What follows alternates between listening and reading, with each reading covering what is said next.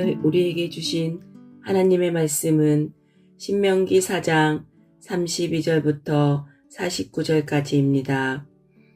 내가 있기 전 하나님이 사람을 세상에 창조하신 날부터 지금까지 지나간 날을 상고하여 보라. 하늘이 끝에서 저 끝까지 이런 큰 일이 있었느냐? 이런 일을 들은 적이 있었느냐? 어떤 국민이 불 가운데에서 말씀하시는 하나님의 음성을 너처럼 듣고 생존하였느냐? 어떤 신이 와서 시험과 이적과 기사와 전쟁과 강한 손과 편팔과 크게 두려운 일로 한 민족을 다른 민족에게서 인도하여 낸 일이 있느냐? 이는 다 너희 하나님 여호와께서 애굽에서 너희를 위하여 너희의 목전에서 행하신 일이라. 이것을 내게 나타내심은 여호와는 하나님이시요 그 외에는 다른 신이 없음을 내게 알게 하려 하심이니라. 여호와께서 너를 교훈하시려고 하늘에서부터 그의 음성을 내게 듣게 하시며 땅에서는 그의 큰 불을 내게 보이시고 내가 불 가운데서 나오는 그의 말씀을 듣게 하셨느니라. 여호와께서 내 조상을 사랑하신 고로 그 후손인 너를 택하시고 큰 권능으로 친히 인도하여 애굽에서 나오게 하시며 너보다 강대한 여러 민족을 내 앞에서 쫓아내고 너를 그들의 땅으로 인도하여 들여서 그것을 내게 기업으로 주려 하심이 오늘과 같으니라.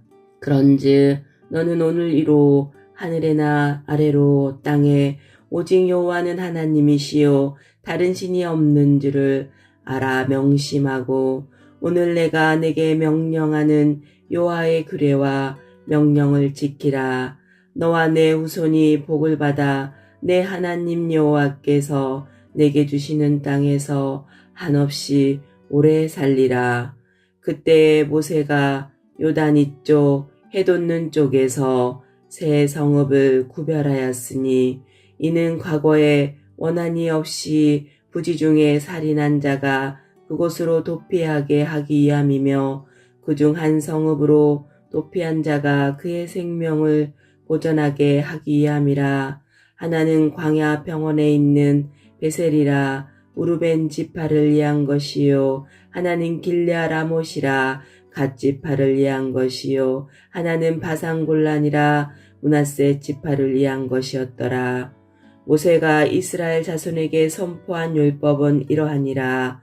이스라엘 자손이 애굽에서 나온 후에 모세가 증언과 규례와 법도를 선포하였으니 요단 동쪽 벳부올 맞은편 골짜기에서 그리하였더라. 이 땅은 헤스본에 사는 아모리 족속의 왕 시온에게 속하였더니 모세와 이스라엘 자손이 애굽에서 나온 후에 그를 쳐서 멸하고 그 땅을 기업으로 얻었고 또 바산 왕옥의 땅을 얻었으니 그 두 사람은 아모리 족속의 왕으로서 요단 이쪽 해돋는 쪽에 살았으며 그 얻은 땅은 아르논 골짜기 가장자리에 아로엘에서부터 시온산 곧 헤르몬산까지요. 요단 이쪽 곧 그 동쪽 온 아라바니 비스가 기스가레 아라바의 바다까지이니라. 아멘. 오늘도 말씀 순종의 삶을 살아가는 모든 성도님들 되길 진심으로 기도합니다. 모세와 이스라엘 백성들은 지난 40년 동안의 광야 생활을 마치고 요단 서편에 있는 약속의 땅 가나안이 바라다 보이는 요단 동편 모압 땅에 다다르게 됩니다. 약속의 땅이지만 이미 수많은 우상들과 이방신들이 가득한 가나안 나라에 들어가기 전 지금 이 시점에서 이스라엘 백성들이 알아야 할 가장 중요한 것은 무엇일까요? 하나님이 어떤 분이시며 하나님이 지금까지 어떤 일을 행하셨고 하나님이 지금까지 무슨 말씀을 하셨는지 여호와 하나님을 분명하고 정확하게 아는 것이 무엇보다 제일 중요했습니다. 그래서 모세는 과거 여정을 쭉 돌아보며 앞으로 살아갈 가나안 땅에 들어가거든 선조들의 실패를 반복하지 말고 너희들은 꼭 이렇게 살아라. 출애굽 2세대들을 향해 권고하는 말씀이 신명기입니다.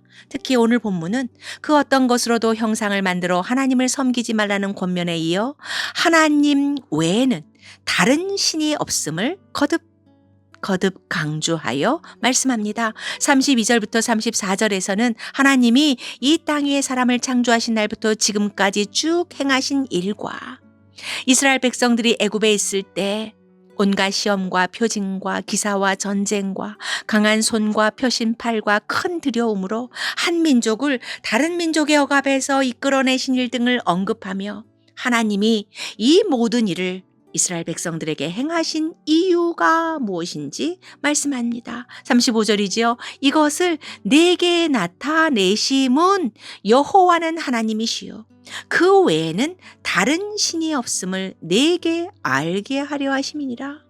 그리고 이 여호와 하나님은 앞으로 이스라엘 백성들이 들어갈 약속의 땅에서도 변함없이 동일하게 역사하실 텐데 38절입니다. 너보다 강대한 여러 민족을 내 앞에서 쫓아내고 너를 그들의 땅으로 인도하여 들여서 그것을 내게 기업으로 주려 하심이 오늘과 같으니라.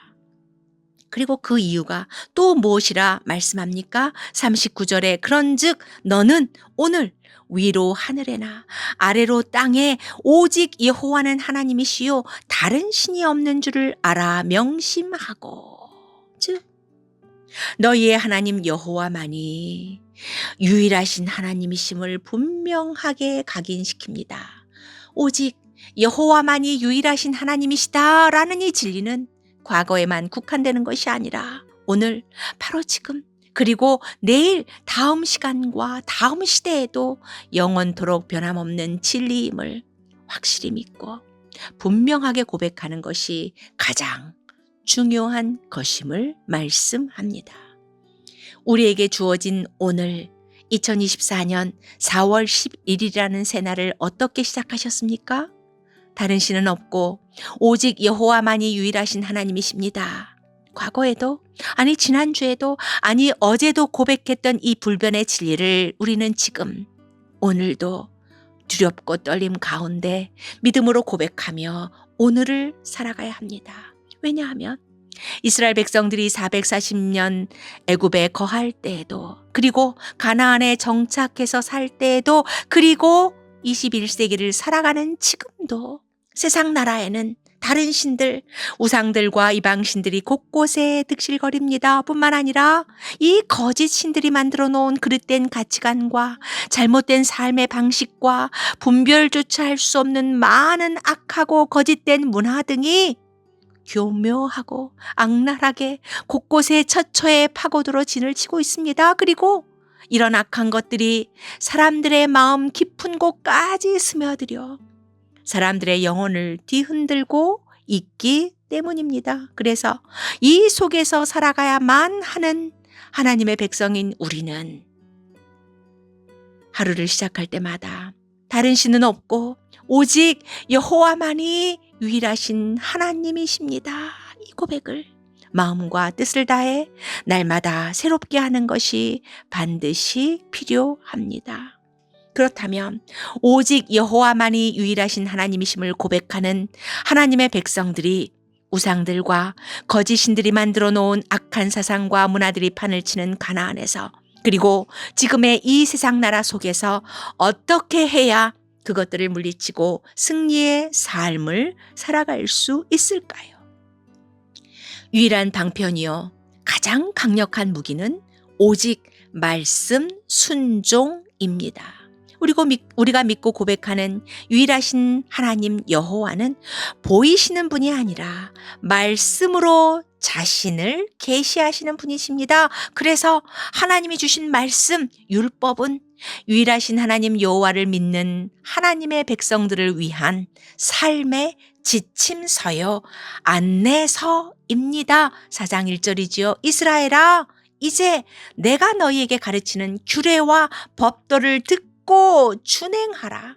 그리하면 너희가 살 것이요 너희 조상의 하나님 여호와께서 너희에게 주시는 땅에 들어가서 그것을 얻게 되리라. 이 말씀은 신명기 4장, 5장, 6장, 12장 등에서 계속 되풀이되는 신명기의 핵심 구절입니다. 오늘 본문 40절에도 나오죠. 오늘 내가 네게 명령하는 여호와의 규례와 명령을 지키라.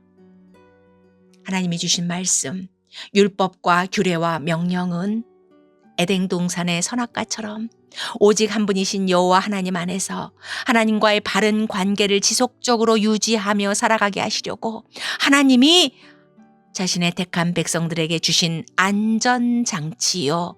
세상 나라로부터 우리를 보호하시기 위한 하나님의 보호장치입니다.